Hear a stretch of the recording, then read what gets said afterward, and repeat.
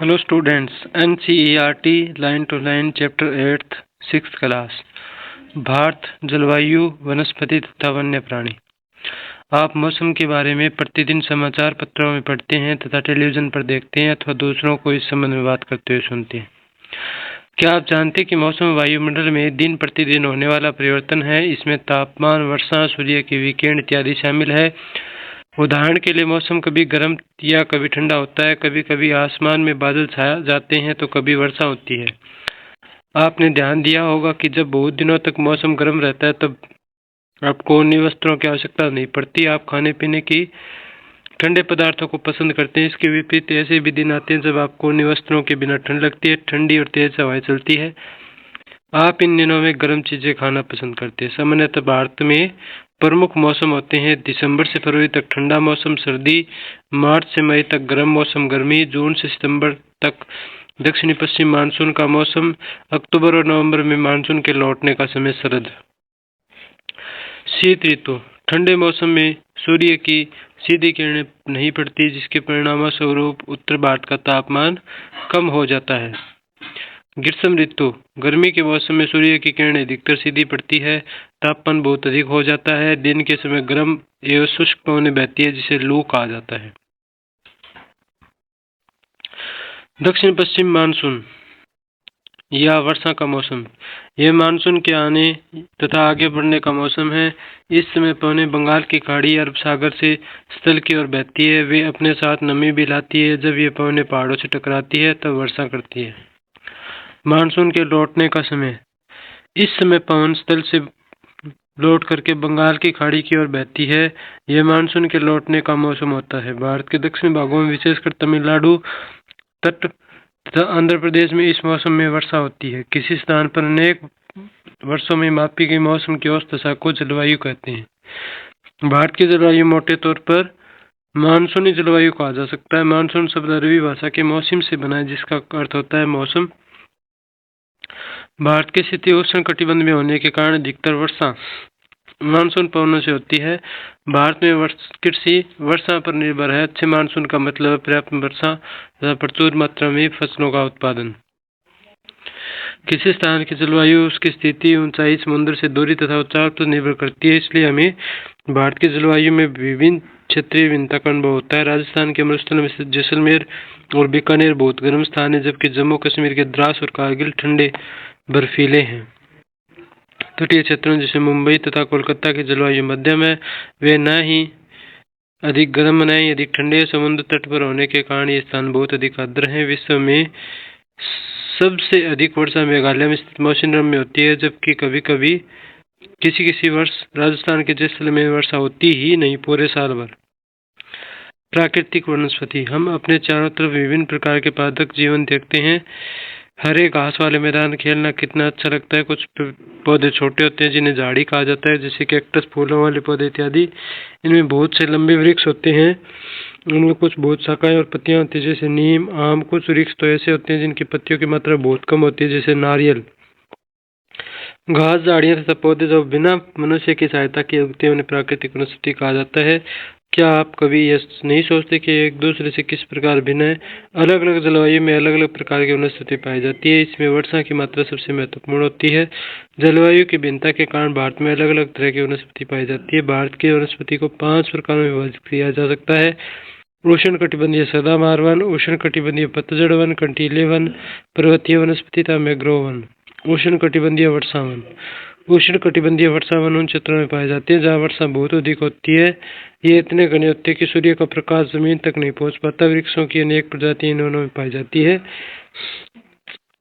ये वन वर्ष के अलग अलग समय में अपनी पत्तियां गिरा देते हैं, फलतः ये हमेशा हरे भरे दिखाई देते हैं।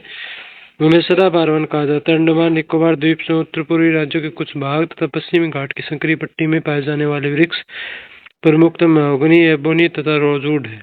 उष्ण कटिबंधीय पतझड़ वन, हमारे देश के बहुत बड़े भाग में इस प्रकार के वन पाए जाते हैं। इन वनों को मानसूनी वन भी कहा जाता है। ये कम गहरे होते हैं और वर्ष के एक निश्चित समय में अपनी पत्तियां गिरा देते हैं। इन वनों में पाए जाने वाले महत्वपूर्ण पेड़ साल, सागौन, पीपल, नीम और शीशम हैं। ये मध्य प्रदेश, उत्तर प्रदेश, बिहार, झारखंड, छत्तीसगढ़, ओडिशा तथा महाराष्ट्र के कुछ भागों में पाए जाते हैं। कंटीली झाड़ियाँ, इस प्रकार की वनस्पतियाँ देश के शुष्क भागों में पाई जाती है। पानी की क्षति को कम करने के लिए इनकी पत्तियों में बड़े बड़े कांटे होते हैं।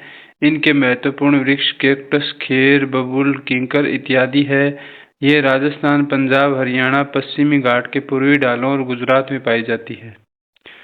पर्वतीय वनस्पति, पर्वतों की ऊंचाई के अनुसार वनस्पति के विभिन्न प्रकार पाए जाते हैं। ऊंचाई बढ़ने के साथ तापमान में कमी आती है।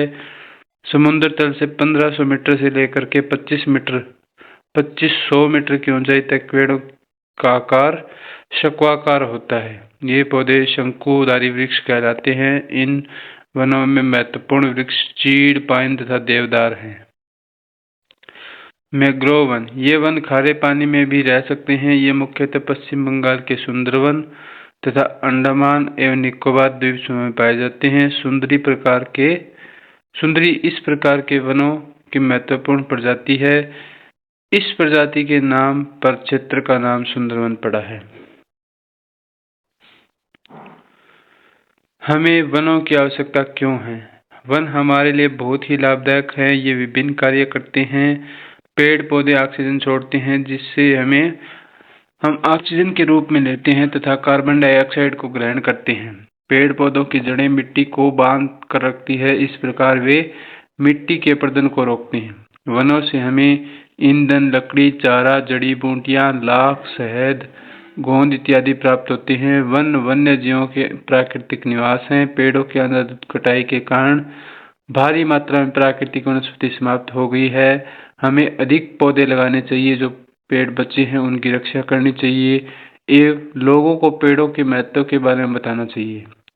हम लोग कुछ खास आयोजन जैसे वन महोत्सव मनाकर अधिक से अधिक लोगों को इस प्रयास में शामिल कर सकते हैं तथा पृथ्वी को हरा भरा रख सकते हैं। उम्मीद आगे देखते हैं।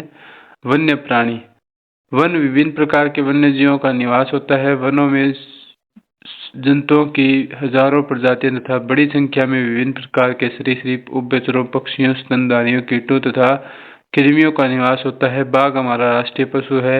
यह देश के विभिन्न भागों में पाया जाता है। गुजरात के गिर वन में एशियाई शेरों का निवास है। हाथी तथा एक सींग वाले गैंडे का असम के जंगलों में घूमते हैं। हाथी केरल एवं कर्नाटक में भी मिलते हैं। ऊंट भारत के रेगिस्तान तथा जंगली गधा कच्छ के रण में पाए जाते हैं।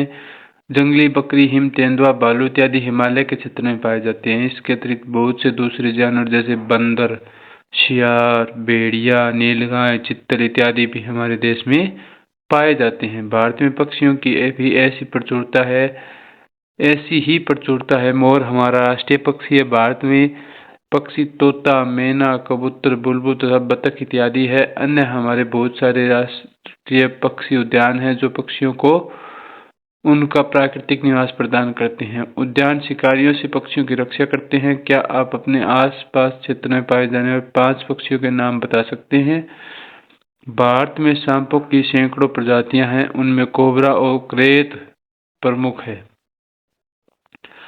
वनों के कटने तथा जानवरों के शिकार के कारण भारत में पाए जाने वाले वन्य जीवों की प्रजातियां तेजी से घट रही है। बहुत सी प्रजातियां तो समाप्त हो चुकी है। इनको बचाने के लिए बहुत से नेशनल पार्क, पशु विहार तथा जीव मंडल आरक्षित क्षेत्र स्थापित किए गए हैं। सरकार ने हाथियों तथा बाघों को बचाने के लिए बाघ परियोजनाएं एवं हस्ती परियोजना जैसी परियोजनाओं को शुरू किया है। क्या आप भारत के कुछ पशु विहारों के नाम तथा मानचित्र पर उनकी स्थिति बता सकते हैं? आप वन्य जीवों के संरक्षण में भी अपना हाथ बंटा सकते हैं। आप जानवरों के शरीर के विभिन्न अंगों जैसे हड्डी, सींग एवं पंख से बने पदार्थों को खरीदने से इनकार कर सकते हैं। प्रत्येक वर्ष हम लोग अक्टूबर के पहले सप्ताह में वन्य जीव सप्ताह के रूप में मनाते हैं ताकि वन्य जीवों के निवास को सुरक्षित रखने के लिए जागरूकता लाई जा सके। प्रवासी पक्षी, कुछ पक्षी जैसे pelican, Siberian crane, stork, flamingo, pintail बतख, किरलियो इत्यादि प्रत्येक वर्ष सर्दी के मौसम में हमारे देश में आते हैं। साइबेरियन क्रेन साइबेरिया से दिसंबर के महीने में आते हैं तथा मार्च के आरंभ तक रहते हैं। इन्हें प्रवासी पक्षी कहा जाता है। तो ये था हमारा पूरा लेसन। उम्मीद है आपको अच्छा लगा होगा। वीडियो अच्छा लगा हो तो लाइक करें, चैनल को सब्सक्राइब ज़रूर करें। यहाँ तक देखने के लिए थैंक यू सो मच।